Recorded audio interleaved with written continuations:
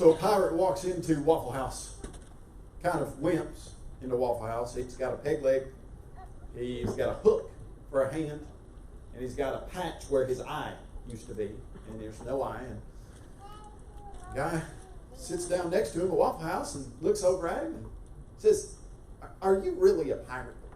Like you have a ship and you look for hidden treasure and all that?" And the pirate says, "Yeah, that's what I am. I'm a pirate. And just, you know, how pirates do. That's just what I do. That's what I do for a living. I'm a pirate." The guy says, "Well, you know, I'm not trying to get in your business, not trying to be too nosy, but do you mind telling me how you lost your leg? I see you got a wooden peg leg there. You mind telling me how you lost it?" He said, "Yeah, I don't mind at all. I'll tell you how I lost it. I was on my ship like I am most of the days, and I decided I was going to take my little skiff off, and I was going to go to the beach, and I got down and I put my leg over the little skiff, and boom, great white shark.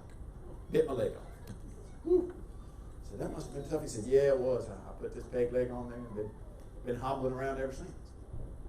The guy goes back to eating his waffle, and then he looks over at me, he just can't resist. He says, "Well, you know, do you mind telling me how you lost your hand?" The pirate said, "No, I don't mind telling you at all. I was out and I was fishing off of my skiff, and I threw a net out there that's full of fish, and I reached out there to pull the net in, and boom, great white shark bit my hand." I said, "Wow." He said, "That was rough. You had real trouble with great whites." He said, "Yeah, I'm the life of a pirate. That's kind of how it goes." He said, "Well, last question. Just the last question. Do you mind telling me how you lost your eye?" He said, "Yeah, I mean, I don't have an eye there. I lost it." He said, "Do you mind telling me how you lost it?" He said, "Yeah, no problem. I was on the deck of my ship, and I looked up, and a seagull was flying over, and it dropped a pile right in my eye. Just right there." The guy said, "Really?" He said, "You mean that's how you lost your eye?" He said, "Well, no, it wouldn't have been that bad, but it was my first day with the hook." Well, all right, I've got about 6 jokes. You get the one that's my newest, and so whether it's good or not, that's what you get. React differently. Do you know that in our culture, you are trained to react like everyone else? In fact, one of the scariest things for young people to do in their lives is to be different. In fact, you're trained not to be different. You're trained to try to wear the same clothes that everybody else wears. You try to play the same video games and watch the same YouTube videos that everybody else watches, so that when you get in a conversation, you will be able to talk to them about that. And if you are one of those people that says, "Well, I hadn't seen that," then the reaction to you is, "Well, you hadn't seen that. Everybody's seen that." In fact, you're so trained to react in a similar way that you're scared not to.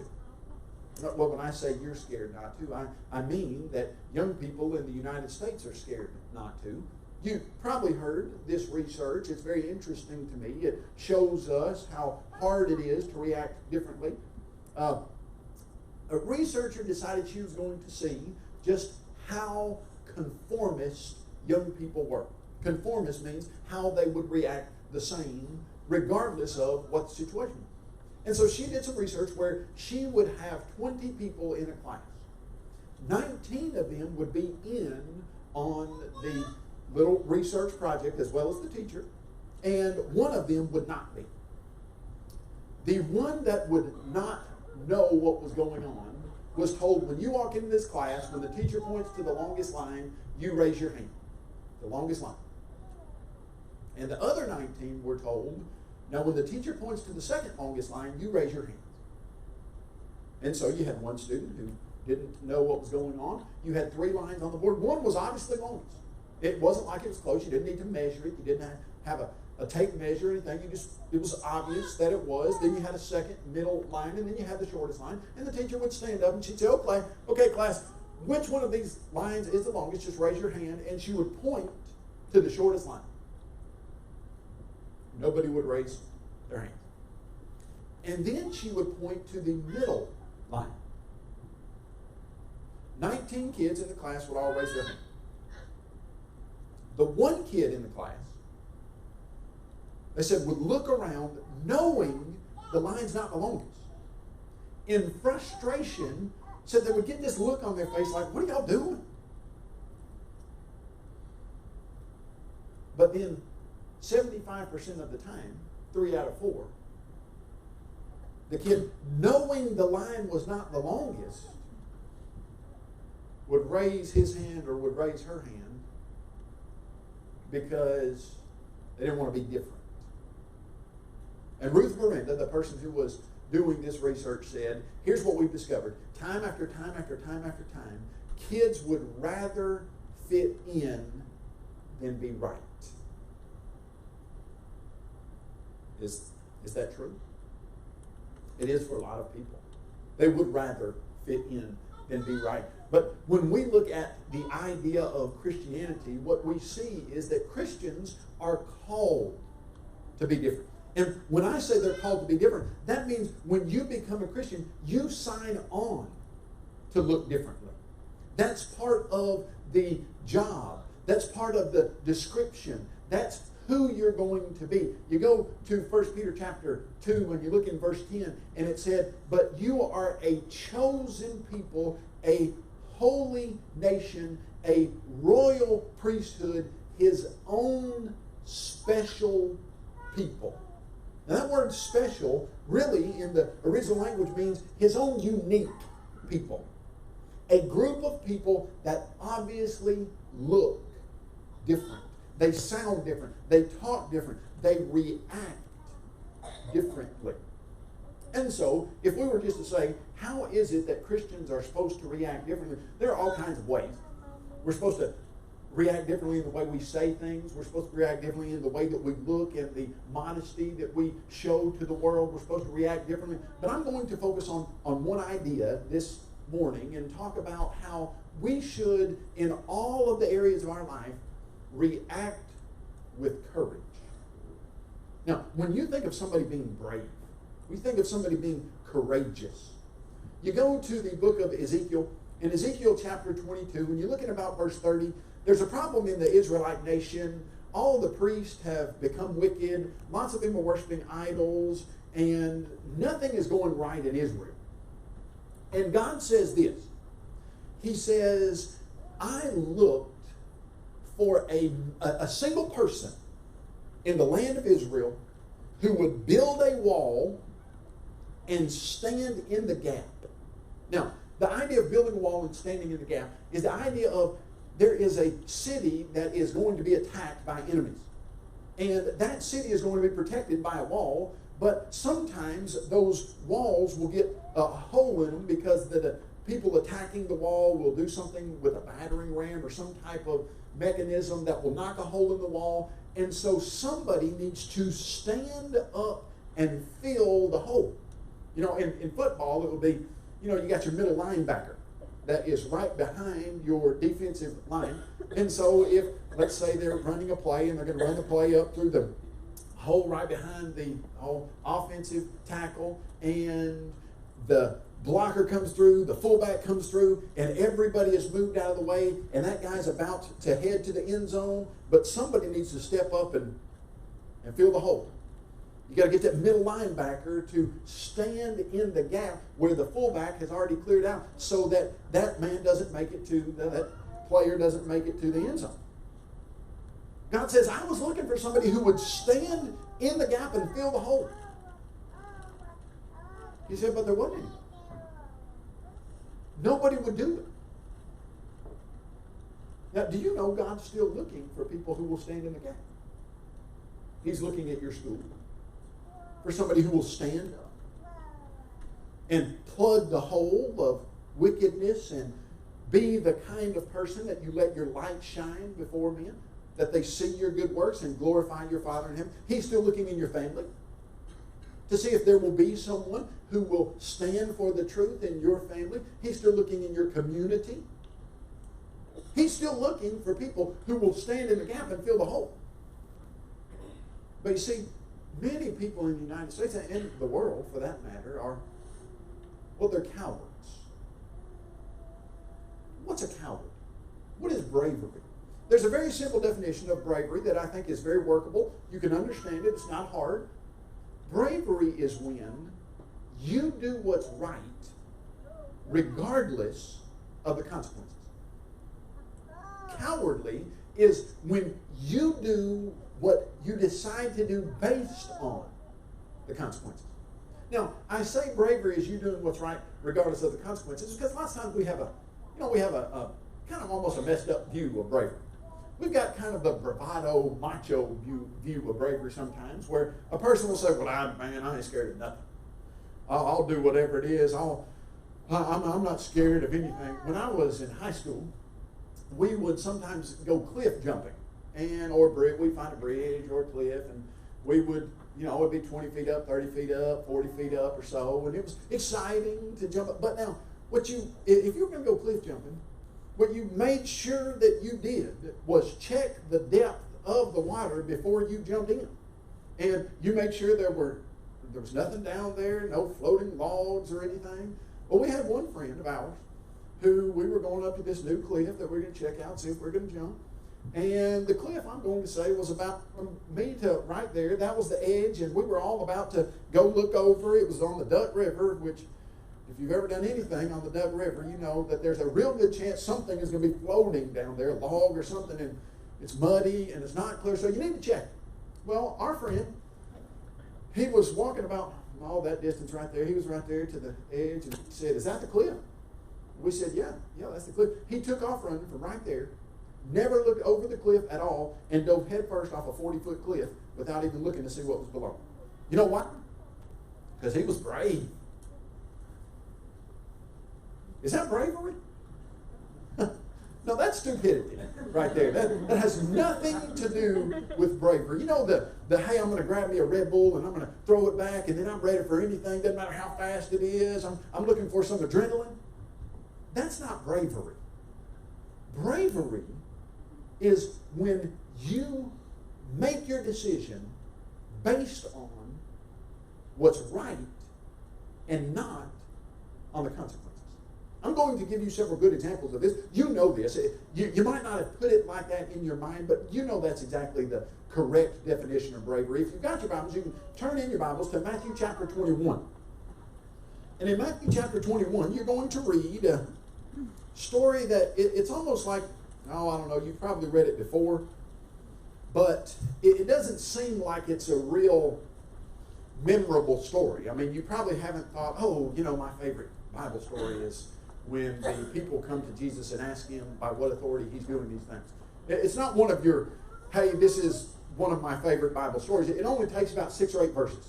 But you start there in Matthew chapter 21, and you're in verse 23, and it says, now when he came into the temple, the chief priest and the elders confronted him as he was teaching and said, by what authority are you doing these things? And who gave you this authority? Now, the fact of the matter is, that's a really good question.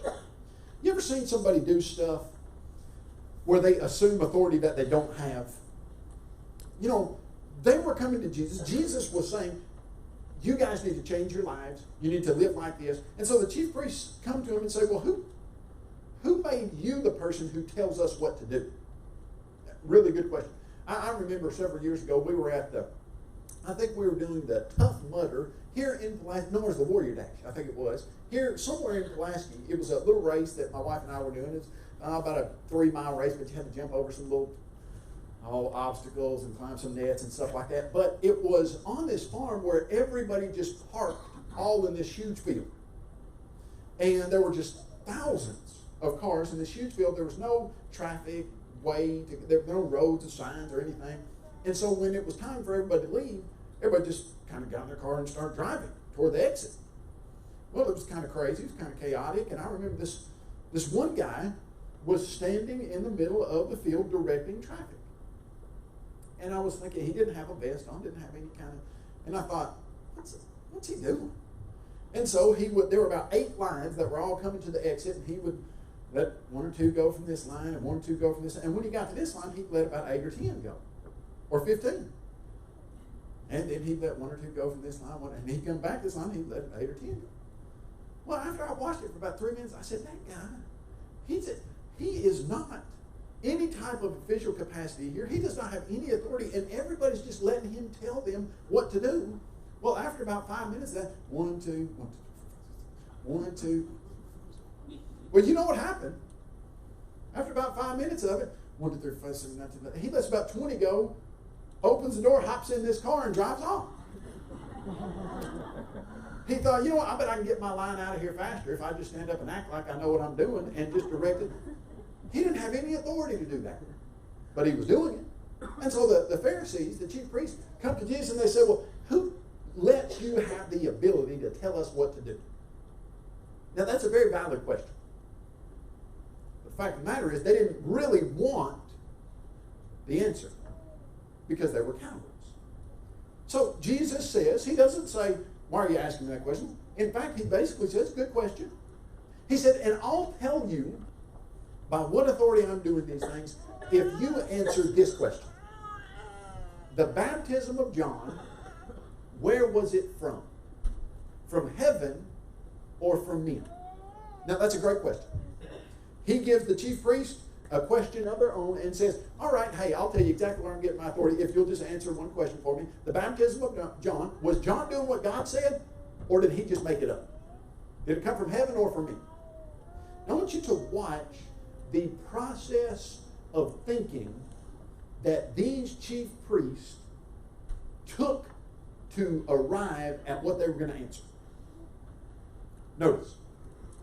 And they reasoned among themselves, verse 25, saying, if we say from me, or from heaven. Now stop right there. What are they making their decision based on? If we say from heaven. They're making their decisions based on the consequences. Well, what if we say this? What if we say that?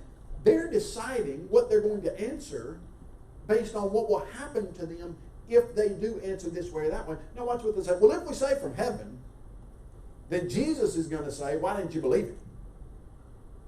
If we say from men, then all of the people are going to be mad, they're going to stone us because they all thought he was a prophet. Now ask yourself this question, what did they never ask themselves? What's right? They never once said what is actually true because they didn't care. Because they were cowards. Cowards make decisions based on consequences, not on what's right. You see, what should have been done in this situation was the simple question, was John's baptism from heaven or from men? And they should have argued and reasoned, well, it had to be from heaven because this, and this. But instead they said, if we do this, this will happen. If we do that, this will happen. And so we're going to make our decision based on consequences. You know, for years as a little kid, we would throw around Revelation 21:8. And Revelation 21:8 is that verse that talks about people that don't go to heaven. And lots of times there's a little song that you would sing with it. And the group of people that, as I 8, 9, 10 years old, or the people that weren't going to heaven was liars. But you know what's interesting about Revelation 21:8? The very first category of people that is mentioned in Revelation 21:8, neither the cowardly nor the unbelieving, the cowardly, the people who refuse to do what's right, they just make their decisions based on consequences. And that's what these leaders of the Jewish people just weren't willing to do, decide what was right and do that. They made their decisions based on consequences. I had a young person come up to me not long ago and they said, I've got a friend who's a homosexual. And I know that they need to change that lifestyle if they're going to go to heaven. But I feel like if I talk to them, they're going to be mad at me and we're not going to be friends anymore. And so I don't know if I should talk to them because I don't want to lose their friendship. Where you know somebody around you is doing something, maybe they're drinking, maybe they're involved in homosexuality, maybe they're vaping, I don't know, but you know that if you say something to them, it might be the case that they'll be angry at you and they will not like you anymore, and it might be the case that they'll go around and talk about you to the other people in your class, and you might lose not only them as a friend, but somebody else as a friend. and you start to weigh up all of the things in your mind that might happen if you do this or that. But the real question is not what will happen if you do this or that. The question is, what's the right thing to do? If you loved a person who was your friend, and you knew they were involved in a self-destructive behavior that would sometimes not only cost them their spiritual life, but could harm them physically considerably in this life, what would be the right thing for you to do? Lovingly, kindly talk to them about it. Would that make them mad sometimes? Maybe. Would you lose a friend sometimes over that? Possibly. Would you maybe even lose more than just a friend? Would you maybe even lose some clout in your grade or school because they would go around and talk about you and say you're judgmental and intolerant and you're just a person who is not open-minded? Yeah. But what's the right thing to do? You see, that's how you should make your decisions. Based on the right thing to do. And when we're talking about consequences, we're talking about, could be social consequences, could be physical consequences. You don't make decisions based on consequences. Now, when you think of some of the most courageous actions in all of the Bible, you know, the word courage or bravery is used over 100 times. If you were to look at several different verses, you would could go to Joshua chapter 1, verse 9, and God says to Joshua through the angel of the Lord, be strong and courageous and do not be afraid. Paul explained to us through inspiration that God has not given us a spirit of fear, but of power and of love and of sound mind. The Spirit of Christ is one that makes decisions based on the rightness or the wrongness of a situation, not based on the consequences. Now, like I said, if you were to think of probably the most memorable stories of courage, you go to Daniel chapter 3. It's hard to beat Daniel chapter 3. You've got Nebuchadnezzar. He's trying to wield consequences. He builds that big 90-foot statue, golden statue, and I think it's probably of himself or something like that. It's a big monument to himself. And he calls all of the satraps and governors and all of the leaders of the province, and he makes this big announcement and says, if you will bow down to this statue on the plain of Dura. Now here's what's interesting about it being the plain of Dura. Hold on just a second. Everybody do this for me, if you don't mind. Everybody stand up. Stand up. Just for 1 second. All right, and you right here in the Browning shirt. Right here. Okay. Don't sit down. Okay? You just keep standing. You keep standing. And guy in the white shirt right there. Is that a Nautica shirt? I don't know. Whatever. That's your shirt. All right, you keep standing. Now everybody else sit down.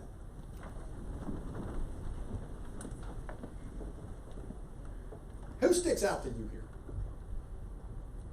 Okay, now here's why. Because this auditorium is flat. Okay, you guys can sit down. Thank you. We won't make you stand the whole rest of the lesson, although I thought. The plain of Dura is very important that you understand where it is. There's a huge statue, and all of the area is completely flat. There are no hills and no way that some people who are standing up won't be seen. This is a place where it's going to be very conspicuous if you don't do what Nebuchadnezzar says do. And Nebuchadnezzar makes it real simple rule. Hey, I'm going to play all this music, the lyre, the flute, the harp, all of these musical instruments. And when I do, real simple, all you got to do is just bow down to my statue. If you don't, I'm throwing you in the fiery furnace. What's he trying to use to convince people to do what he wants them to do? Consequences. Okay, if you don't do this, I will kill you. Now, you understand that. So all of these people come in and they stand at the foot of this huge, and there are probably hundreds of them, maybe thousands of them. And the music starts to play, and probably everybody looks around at each other like, are y'all going to do this? Well, I guess you guys are. I guess I will too. And so they all start to just bow down. Now, I always, every time I think of this scenario, I think to myself, and I always say it, I just can't help it. not. But I think, lots of times we rationalize stuff because we don't want to look real different. And so couldn't you imagine Shadrach, Meshach, and Abednego saying, I'm not bowing down to that statue, but I sure have started a new rock collection, and that rock right there looks like one I might like. Or, I'm not bowing down to the statue. I don't think that statue is anything, but my sandal strap is loose. Well, couldn't you just think of some reasons to rationalize, to still try to fit in, and later justify, well, I wouldn't bow down to that statue. No, that's not sandal. Now, if you sit down and somebody else is standing up, they're conspicuous. They're the ones you see. What if you kneel down so that your face is moving toward the ground and there's somebody standing up? That's even more stark. It's even more obvious that there are 3 people standing up on this flat plane where everybody else is kneeling down. Those other leaders, they didn't want to bow down to the statue either. This is degrading. They don't want to be humiliated like this. And so when they're all doing it, and Shadrach, Meshach, and Abednego are not, well, the first thing they're going to do is go tell them. And so they do. They go to Nebuchadnezzar. They say, hey, those Jews that you brought from Israel? They didn't bow down to your statue. What are you going to do about it? Nebuchadnezzar's furious. He calls them and basically says, I'm going to give you one more chance. When I play the music, if you bow down to the statue, I'm going to let you live. But if not, what God will save you? He said. Well, I want you to turn to Daniel chapter 3, and I want you to see the courageous answer of Shadrach, Meshach, and Abednego. And the courageous answer is simply, and I love their response. Verse 16, O Nebuchadnezzar, of chapter 3, my bad. Verse 16, chapter 3. O Nebuchadnezzar, we have no need to answer you in this. If that is the case, our God, whom we serve, is able to deliver us from the fiery furnace. Can God save them? Yeah. Do they think God is going to? They have no idea. They say, our God could do this. When he says, what God could save you from my fiery furnace, Shadrach, Meshach, and Abednego says, our God could. But he might not. And notice what their response is. And he will deliver us from your hand, but if not, let it be known to you, O king, that we don't serve your gods, nor will we worship the gold image with which you have set up. Our God could, and he will deliver us, but he might not. And if he doesn't, we'll never bow down to your statue. It doesn't matter. We don't care what the consequences are. We know what's right. And regardless of what happens here, we will never do what you're asking us to do. Where are the people? Where are the young people? These guys were probably 18, 20 years old at the time. Where are the young people who say, we don't care what you think about us at school, that's the wrong thing, and we'll never do it. Now, it might be that we'll convince you that this is the way to live. It might be that you'll make fun of us for the next 4 years. We don't care. We will never start vaping with you to fit in. It might be that you'll talk about me to all of the boys, says a girl to the boy who's trying to push her further than she wants to go. It might be that you'll ruin my name to everybody in our class and school, but I don't care. I'll never do that with you because it's wrong. Where are the people who will look the world in the face and say, this is right, this is what I will do, and it doesn't matter what you say, doesn't matter what you do, doesn't matter if you throw me in a fiery furnace, it doesn't matter if you abuse me emotionally, it doesn't matter if you try everything you can to, I will never, ever do what you're asking me to do. Ever. Isn't that what we need? Some people who will just say, this is who I am, this is what I do, this is what I will not do, and there's nothing you can do to change that. That's courage. When you make decisions based on what's right, not based on the consequences. In World War II, there was a young lady by the name of Irena Sindler.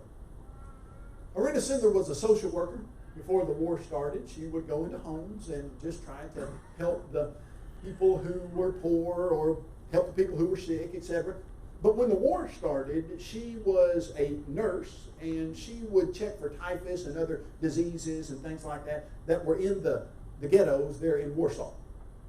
And that ghetto in Warsaw that had over 300,000 Jews in it was one of the worst situations in the war.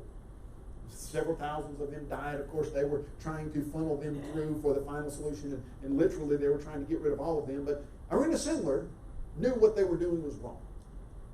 And unlike many, many people that had bought into this, hey, well, I just got to do this, the government tells me to. You know, if I try to fight the government, then there's a good chance that I'll get killed, and they'll take everything I've got. She said, I have got to try to save as many of these people as possible. And so she would, when she would go in to check for typhus and other diseases, she would take a cart and she would take some anesthesia and give it to these little kids, knock them out so that they wouldn't make too much noise or anything. She would put them under the cart, and she would wheel that cart out of the ghetto. I don't know if you've ever saved anybody's life physically. Saving one person's life is something. Saving two people's life is something. Three people's lives. She would go in at the peril of her life, day in and day out, and get one more kid, bring him out. One more kid, bring her out. And what she thought was, at the end of this war, these young people are going to need families. And so we're going to keep track of every single kid we save. We're going to keep track of all of their family members. We're going to write it down so when this war is over, we can reunite the kids with their families.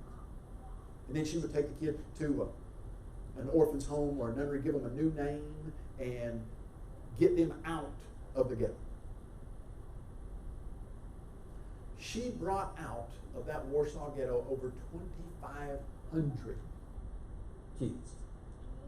Now, you look in this auditorium today, we've got maybe 250 people, maybe 300.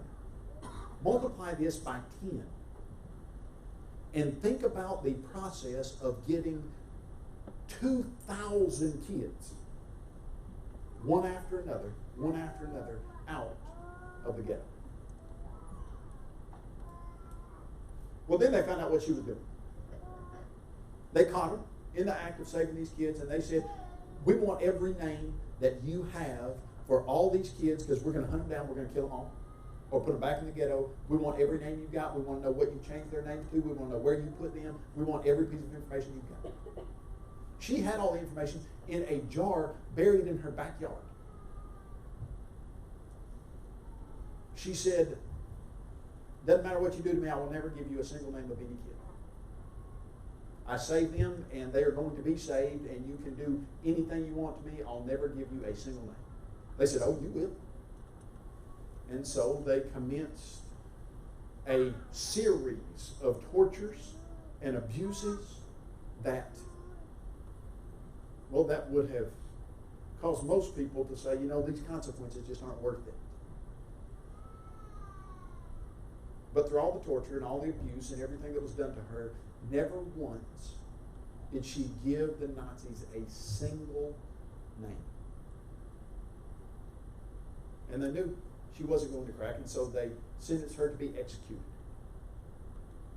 The morning that she was supposed to be executed, somehow somebody had bribed the guard that was going to take her to the place where she was going to be executed. She escaped the morning of her execution.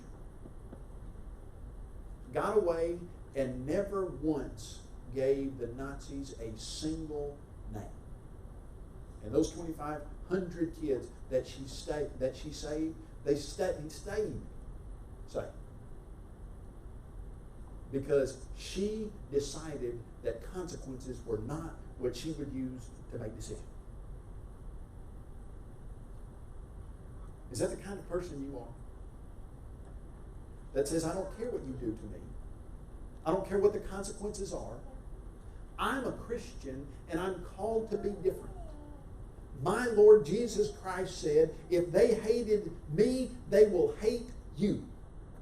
And He called me to be salt and light in this world, and sometimes light will burn a person's eyes, and sometimes salt will sting, but it is right and it is good, and that's who I am.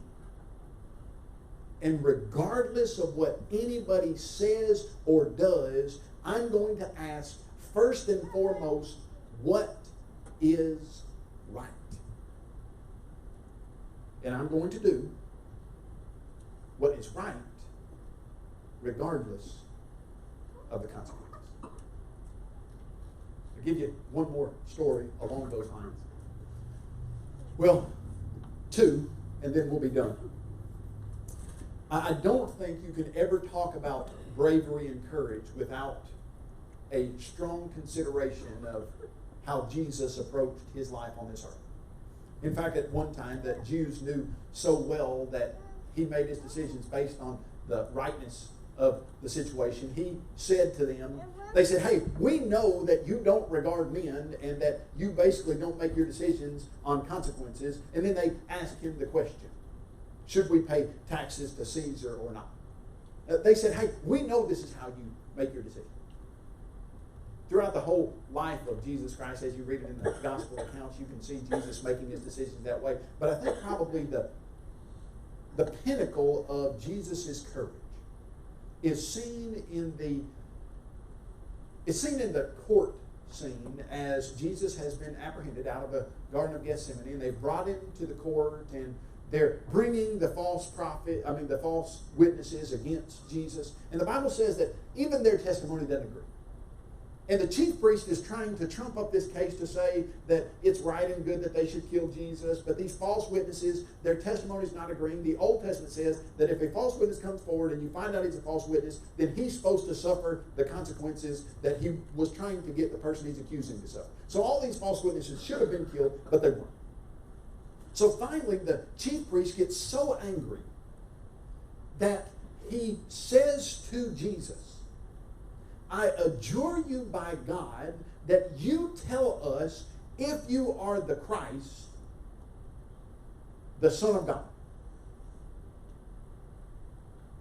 Now, the chief priest is not supposed to be asking for evidence against Jesus. He's supposed to be the impartial judge. Jesus is here in the center of this court scene, and he's just been asked the question that can get him out of the court. In fact, in my mind, I picture it that everything has gone silent because nobody expects the chief priest to stand up and basically scream at the person on trial. The chief priest is supposed to be an unbiased judge. But he says, you tell us, are you the Christ? Do you know what Jesus has to do to walk out of there? Just say no. In fact, a lot of us could see rationalizing that, couldn't we? Well, if I'm dead, it's not going to do anybody any good. I could do a whole lot more good in my life if I'm still alive, and I could perform a lot more miracles. And everybody is waiting to see what Jesus will say, because if Jesus makes decisions based on consequences, he says no, and he walks out. But it's not how Jesus makes decisions. Jesus made his decision based simply on the fact that if he said no, that would condemn every single one of us to hell. And what was the right thing to do in that situation was tell the truth. Are you the Christ? All he's got to do is say no. And he says, I am. And at that point, you can just see the court scene erupt. The chief priest rips his garment. And everybody who is an enemy of Christ is thrilled because now they feel like they have exactly what they need to send Jesus to the cross, and Jesus gave it to them. Why? Well, because Jesus makes decisions based on what's right, not based on the consequences. Several years ago, I had a good friend in high school. He did not grow up in a family that was a Christian family. In fact, it was another religion that was adamantly opposed to Christianity. And he studied with some of his group of friends and realized that Christianity was true. And he realized that Jesus is the Son of God. But he didn't become a Christian at first, and when he was asked why, he said, well, you don't understand, in my family, if I become a Christian, my parents will disown me. They will treat me as if I am dead. I will no longer be a part of that family, and I will be disconnected from everything that I have ever known. If I become a Christian, I lose everything else. And so for a while he didn't become a Christian, even when he knew what was the right thing to do. But finally he realized that the way to live a genuine life is that you find out what's right and you do it. And he said, I want to become a Christian. And we said to him, well, what's going to happen to you? He said, I don't know. He said, it could be that my parents kick me out. Could be that they will never recognize me as their son anymore. I don't know what's going to happen, but I'm going to become a Christian. He said, I know what's right, and I'm going to let the chips fall where they may.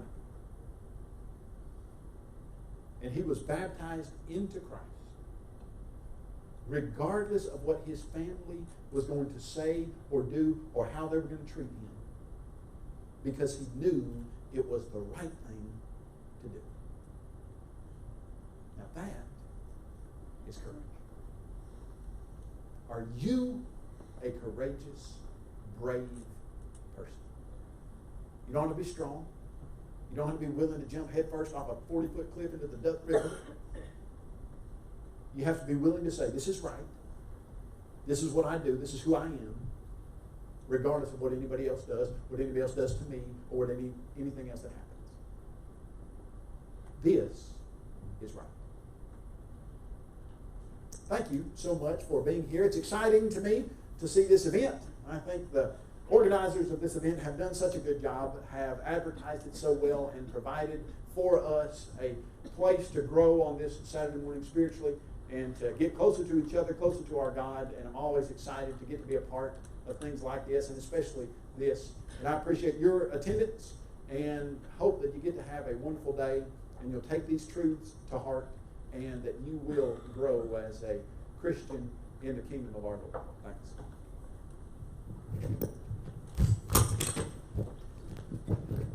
Thank you so much, brother.